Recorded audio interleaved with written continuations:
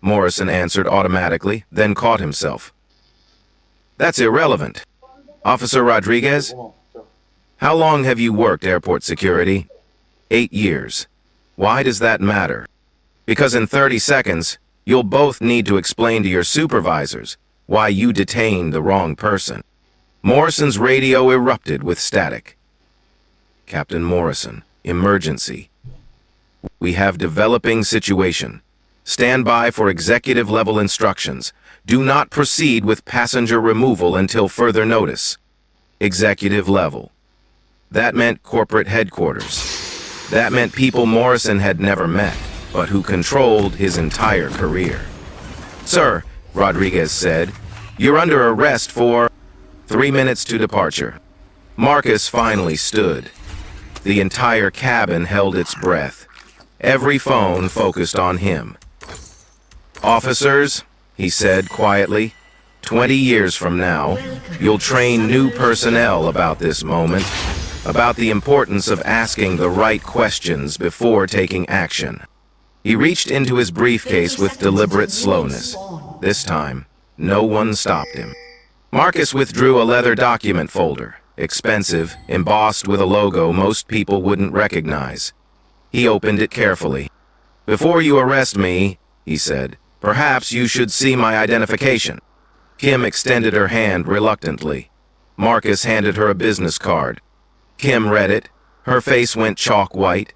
She showed Rodriguez, whose eyes widened in shock. What does it say? Morrison demanded, his voice cracking. Kim's whisper was barely audible. Marcus Williams, board member, Southwest Airlines. Board member.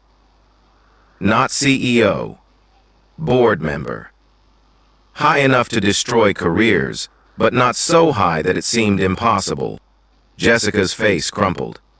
That can't be real. Board members don't fly commercial. 2 minutes to departure. Morrison's radio crackled with a different voice. Older, more authoritative. Captain Morrison, this is Senior Vice President Davidson. We are aware of the situation on Flight 2847. Take no further action against the passenger in Seat 2A. Corporate is handling this directly. Senior Vice President. Morrison had never spoken to anyone that high in the company hierarchy. Marcus sat back down, smoothing his suit jacket. Captain Morrison, I believe you had some concerns about my documentation. Morrison felt 23 years of flying evaporating before his eyes. Sir, the crew had no way of knowing. That's precisely the point, Marcus said softly. You assumed. Your crew assumed. And now 60,000 people have watched those assumptions play out in real time.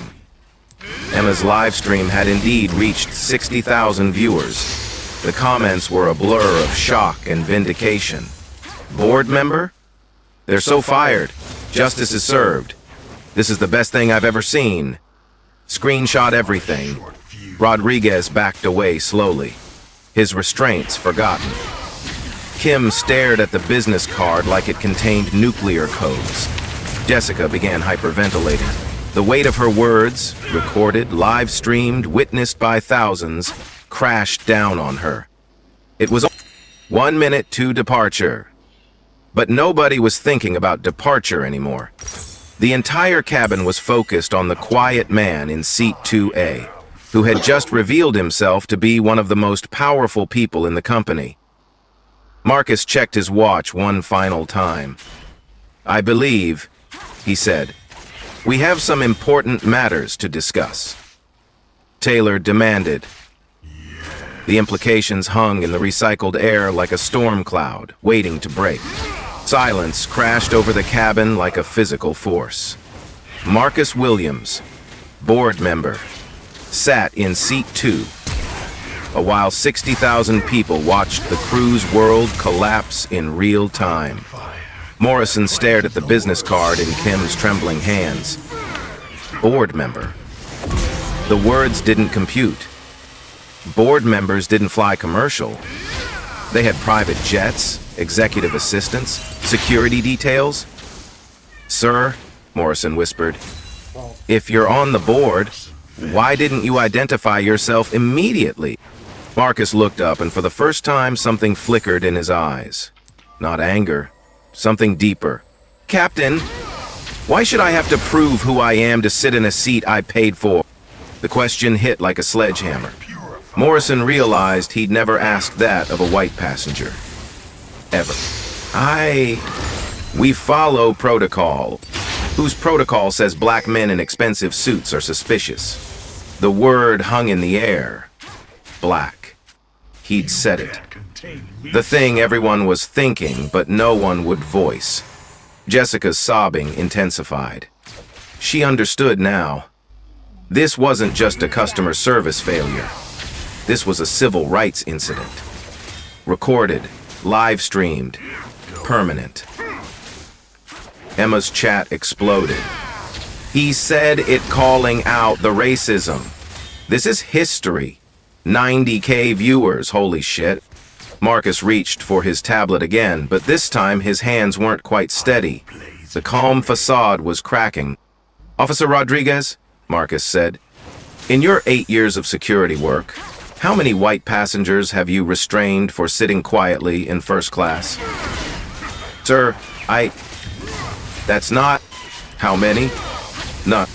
How many black passengers? Rodriguez couldn't answer. The mathematics of bias were undeniable. Marcus tapped his tablet. A new screen appeared. Not an organizational chart, but a video call. Live. The Southwest Airlines boardroom appeared, with 6 executives staring directly into the camera. Marcus? A woman's voice from the tablet. We're watching the live stream. Are you all right?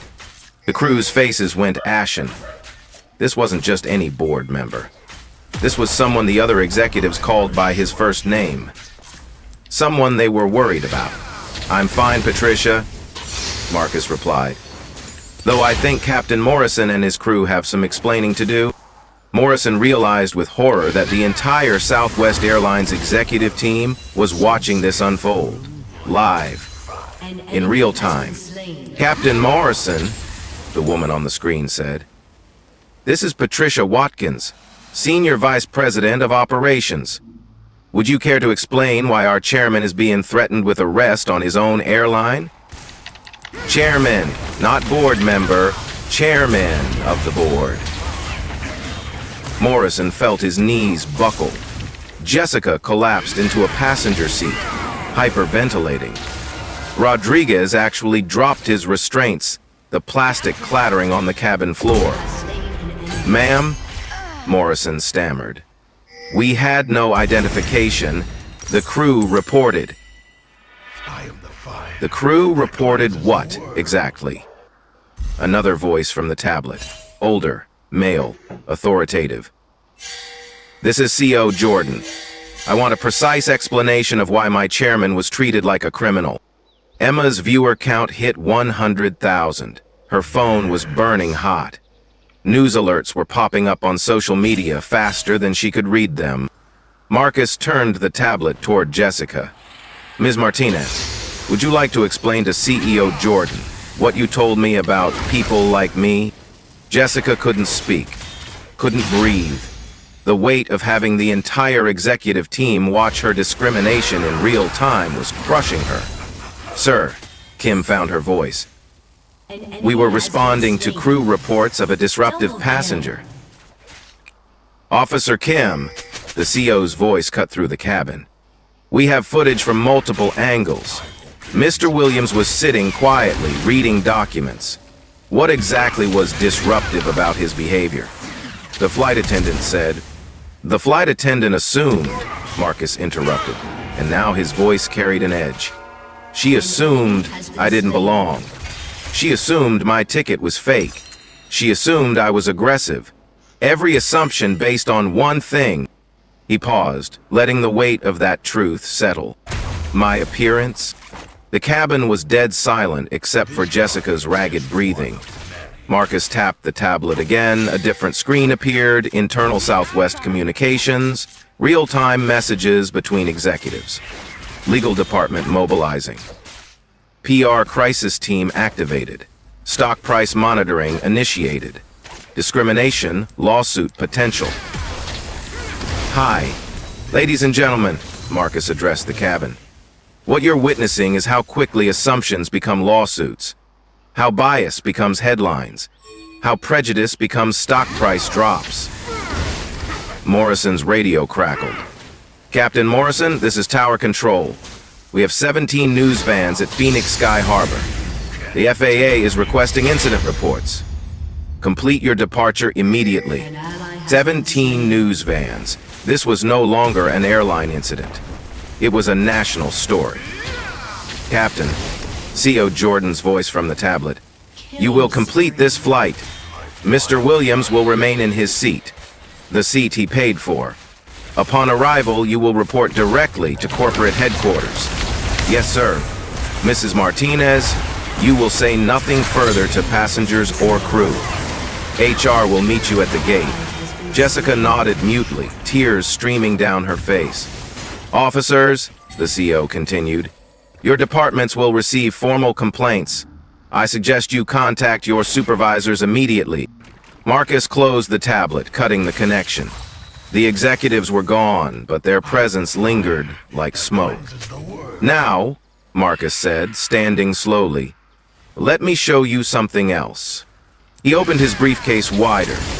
Inside, legal documents marked Class Action Lawsuit Template, Airline Discrimination, financial reports showing revenue impact of discrimination incidents, and training materials titled Unconscious Bias in Customer Service. I didn't board this flight by accident, Marcus said quietly. Southwest Airlines has received 47 discrimination complaints this quarter. 47. This flight was a test. The words hit like electricity. This was planned, orchestrated, a setup. You planned this? Morrison asked, his voice barely audible. I planned to fly first class on my own airline. Your crew planned the discrimination. Thumping me hard. Emma's live stream reached 110,000 viewers. Comments flooded faster than the platform could process. It was a test. Chairman Jing his own airline? This is genius. They fell for it completely. Marcus pulled out his phone. On the screen, a draft press release titled, Southwest Airlines announces comprehensive anti-discrimination initiative following chairman's personal experience with bias. This press release will go out in 30 minutes, he said. It announces mandatory bias training for all employees, third-party audits of customer service interactions, and a $10 million 0-cents fund for discrimination prevention programs. He looked directly at Jessica. Ms. Martinez, your assumptions just cost this company $10 million. Jessica's sobbing turned to hyperventilation. A passenger offered her an oxygen mask. But, Marcus continued, they also just bought us the opportunity to become the first airline in America with a zero-tolerance discrimination policy backed by real consequences. Morrison found his voice. Sir, what happens to us? Marcus studied him for a long moment. That depends, Captain, on whether you learn from this or repeat it. He sat back down, opened his laptop, and began typing. I'm documenting everything that happened here today. Every word, every assumption, every moment of bias. It will become required training material for every Southwest employee. The plane began to move, finally departing, 37 minutes late. Ladies and gentlemen, Marcus announced to the cabin, welcome to the flight that changes everything. As Phoenix approached, Marcus made one final call. Legal? It's Marcus. Execute the discrimination protocol. Full implementation. And get me a meeting with the NAACP, ACLU, and Department of Transportation. We're going to fix this industry. The test was over. The real work was about to begin. The cabin air felt electric as Flight 2847 cruised toward Phoenix. Marcus Williams closed his laptop with a decisive snap. the sound cutting through the nervous whispers of 147 passengers. "Mrs. Martinez," his voice carried absolute authority, "sit down. We're going to have a conversation." Jessica stumbled to seat 2B, her hands shaking uncontrollably. Every phone in first class focused on her face. Pale, streaked with tears, destroyed. "Look at me," Marcus commanded. Jessica forced herself to meet his eyes. What she saw there wasn't anger. It was something worse. Disappointment, so profound, it felt like a physical blow. 8 years with this company, Marcus said quietly. 15 discrimination training sessions, dozens of diversity workshops. And 30 minutes ago, you looked at a black man in a $3,000 0-cent suit and decided he was a criminal. Sir, I'm not finished. The words cut like ice. Do you know what Southwest Airlines stock price was when we took off? Jessica shook her head. $34.67 per share. Do you know what it will be when we land? Marcus opened his phone, showing a real-time stock ticker. Southwest Airlines, $32.15. Down 7.3%. Your assumptions just cost our shareholders $847 million, 0 cents in market value. Emma's live stream exploded with comments. Stock price crashing live. She cost them almost $1 billion. This is insane. Captain Morrison, Marcus called out. Join us. Morrison emerged from the cockpit, his pilot's uniform wrinkled, his face gray. 23 years of flying, and it would all end here. Captain, how many black passengers have you personally removed from first class? Morrison's mouth went dry. Sir, I don't keep statistics on... I do. Marcus pulled up a document on his tablet. Southwest Internal Audit, Flight Operations Division. In the past 2 years, Captain Derek Morrison has authorized the removal of 17 passengers from premium cabins. 15 were people of color. 2 were white. The numbers hung in the air like an indictment. Morrison felt his legs go weak. Coincidence, Captain. I never realized. You never realized because you never questioned. Ms. Martinez tells you a black passenger is disruptive, and you don't ask for specifics. She tells you someone doesn't belong, and you don't ask why. You just act. Marcus stood up, commanding the attention of the entire cabin. His voice carried to the back rows, where passengers craned their necks to see the confrontation. Ladies and gentlemen, what you're witnessing is institutional racism in action. Not cross-burning, hood-wearing racism. The polite kind. The kind that hides behind policy and protocol. Jessica's sobbing intensified. She understood now. This wasn't just about her job. This was about everything she'd been taught. Everything she'd accepted as normal.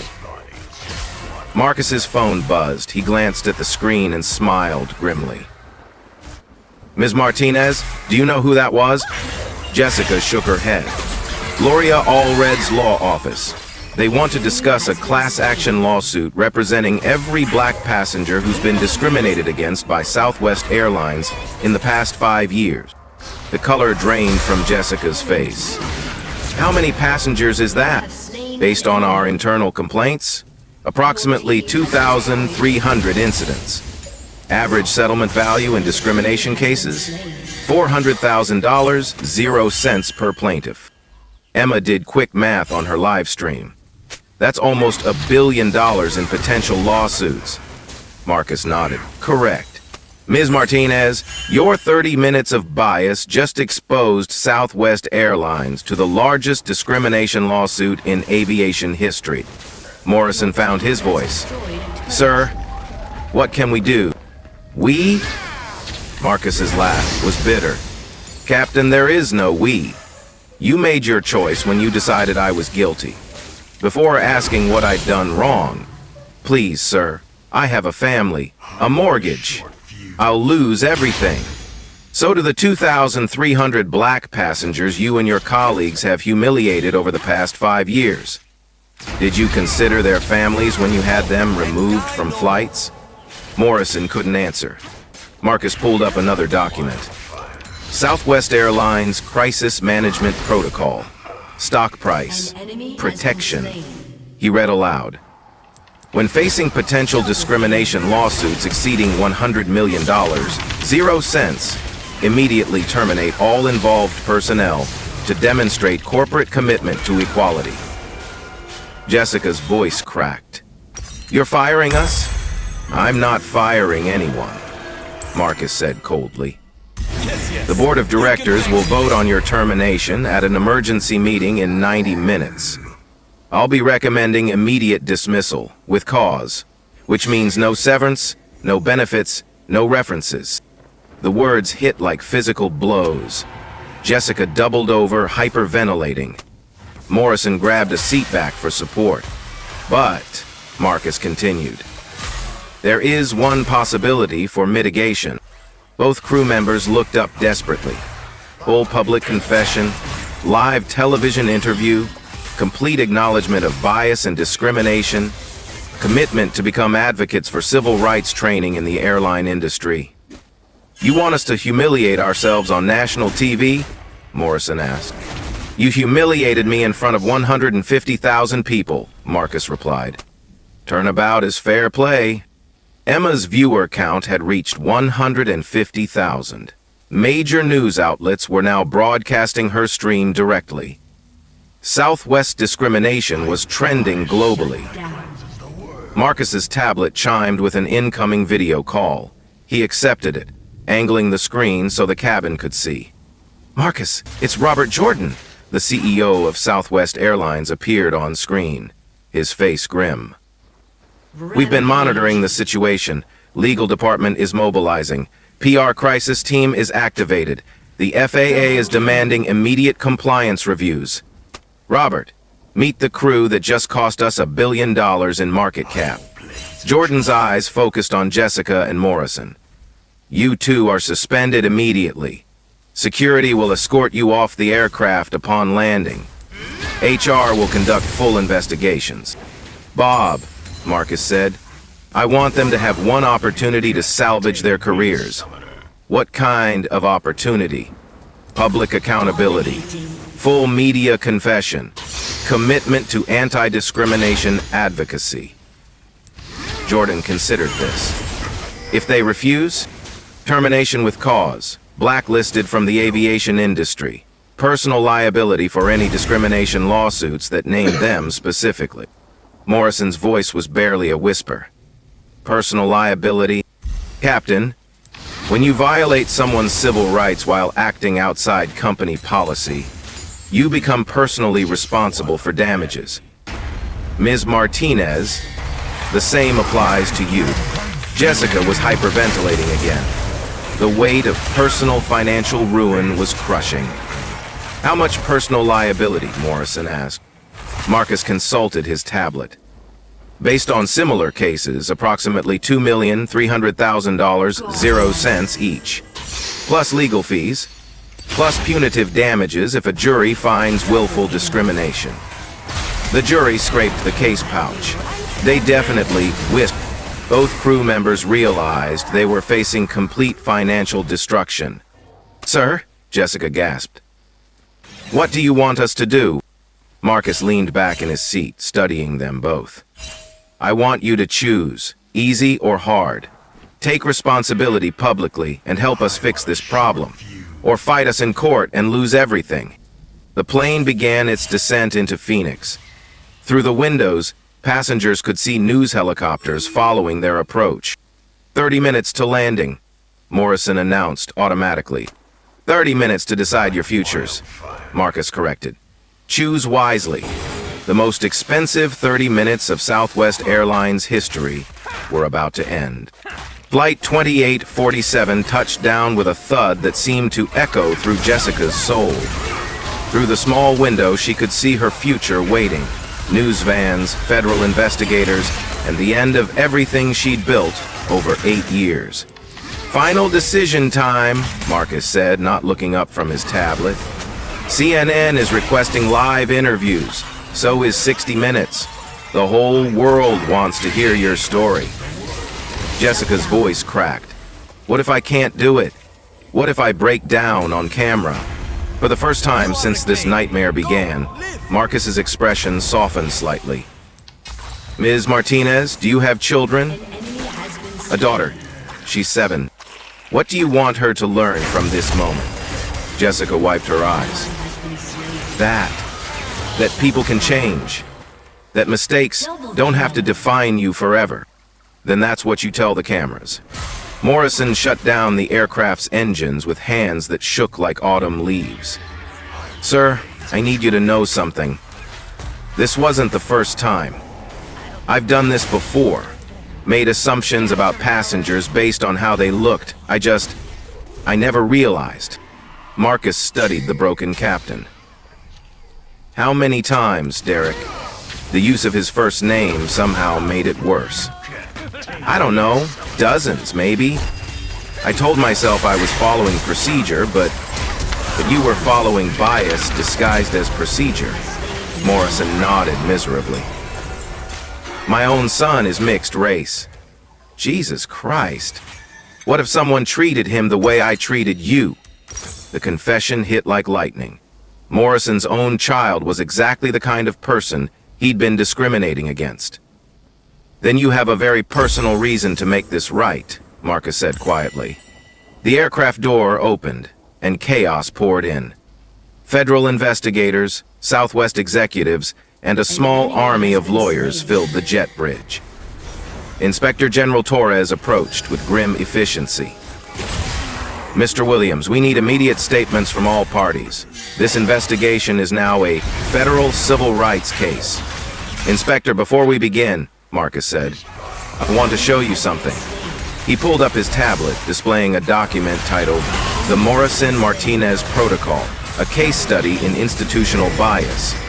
I've been developing this training program for 6 months. Today's incident will become mandatory education for every airline employee in America. Torres examined the screen. You've been planning this. I've been preparing for this. There's a difference. Jessica found her voice. Sir, can I ask you something personal? Marcus nodded. How many times has this happened to you? Really? Marcus was quiet for a long moment. Ms. Martinez, I'm a black man who travels 200,000 miles a year on commercial airlines. Take a guess. Too many times. Far too many. But today was different. Today, I had the power to do something about it. Emma looked up from her phone, which now showed 180,000 live viewers. Mr. Williams, people are asking, will this really change anything? Or will it just blow over like everything else? Marcus smiled grimly. Emma, in the next hour, Southwest Airlines will announce the most comprehensive anti-discrimination program in aviation history. $5 million investment, mandatory body cameras, third-party auditing, zero tolerance with immediate termination. An ally has been slain. He turned to Jessica and Morrison. And our first 2 case studies will be sitting right here. Case studies? Morrison asked. You 2 will spend the next year traveling to every Southwest hub, telling your story, showing employees exactly how bias works, how assumptions become actions, how good people can do terrible things without realizing it. Jessica's tears had stopped. Something like hope flickered in her eyes. You're giving us a chance to fix this? I'm giving you a chance to earn redemption. But it won't be easy. You'll relive this humiliation hundreds of times. You'll face angry audiences. Some people will never forgive you. But our daughter will see us trying to make it right, Morrison said quietly. Marcus stood as passengers began deplaning. Ladies and gentlemen, you've witnessed something unprecedented today. A live case study in how discrimination happens and how it can be stopped. He paused at the cabin door. In 12 months, Southwest Airlines will be the safest airline in America for every passenger, regardless of race, religion, or background. Not because we're perfect, but because we're finally honest about our imperfections. Outside, protesters chanted while news cameras rolled. This wasn't just a Southwest story anymore. It was a national conversation about bias, power, and the possibility of change. Jessica took a deep breath and walked toward the cameras. Her career was over, but maybe her real work was just beginning. Morrison followed, thinking about his mixed-race son and the world he wanted to leave him. Marcus Williams stepped into the Phoenix heat, carrying the weight of systemic change on his shoulders. The flight was over. The transformation had just begun. 3 months later, the Morrison-Martinez protocol would be implemented by every major airline in America. Sometimes justice arrives 30,000 feet in the air. Marcus Williams sat in his home office at 2 a.m., scrolling through messages that still arrived daily 6 months after Flight 2847. Tonight's email made him pause. Mr. Williams, my name is Sarah Thompson. I'm white, 34, from Ohio. Last week I was on a United flight when I saw them treating a Latino family exactly like Southwest treated you. But this time was different. I remembered your story. I started recording. I spoke up. The family kept their seats. Thank you for showing me how to be brave. Marcus smiled, forwarding the email to Emma Morgan, who now ran Southwest's Dignity Documentation Project. These stories arrived every day. Passengers finding courage, employees speaking up, systemic change spreading like wildfire. His phone buzzed. A text from Jessica Martinez, now traveling to her 200th airport presentation. Detroit training tomorrow. 500 new hires.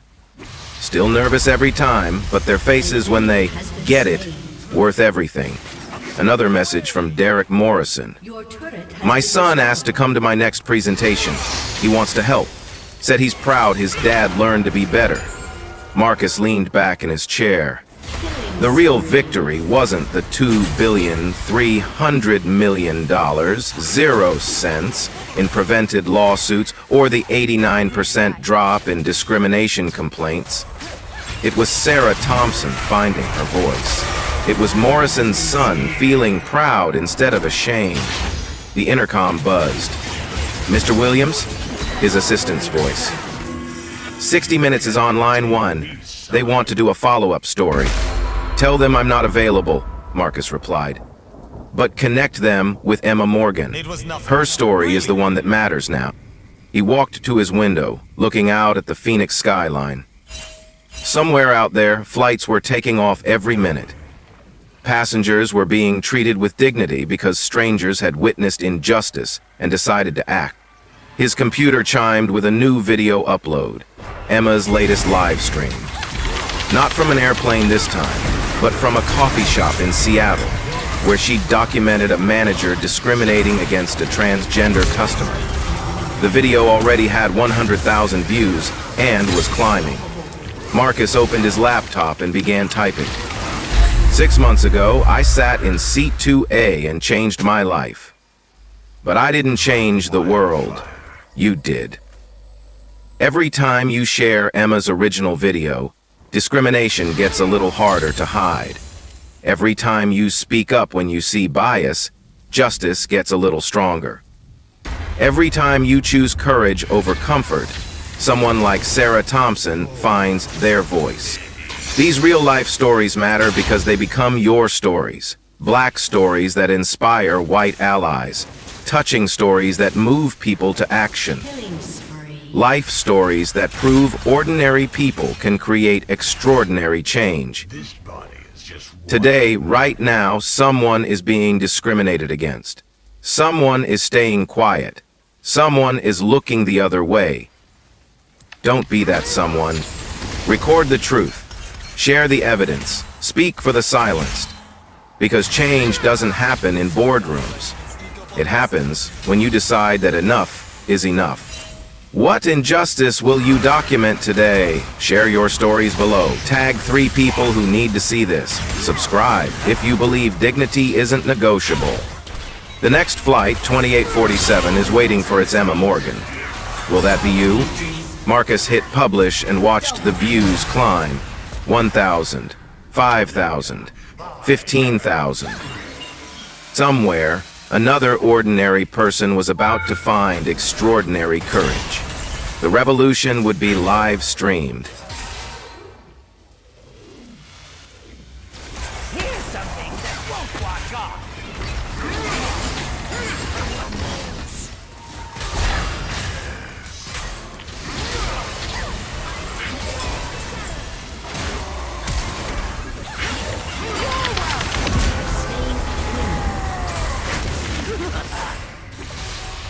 Your team has destroyed a turret.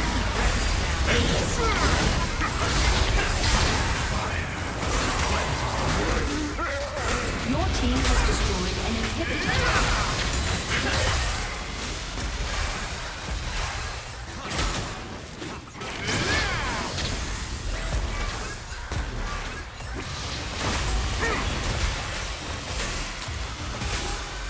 Your team has destroyed an inhibitor. There you are. Welcome back. Unstoppable. Double kill. Your team has destroyed a turret. An ally has been slain. Killing spree.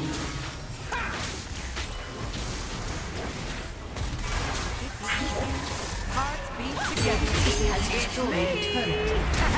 Godlike.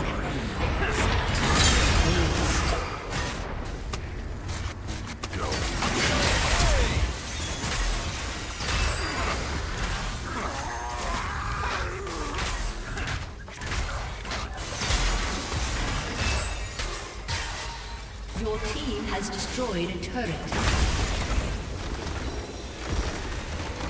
Victory!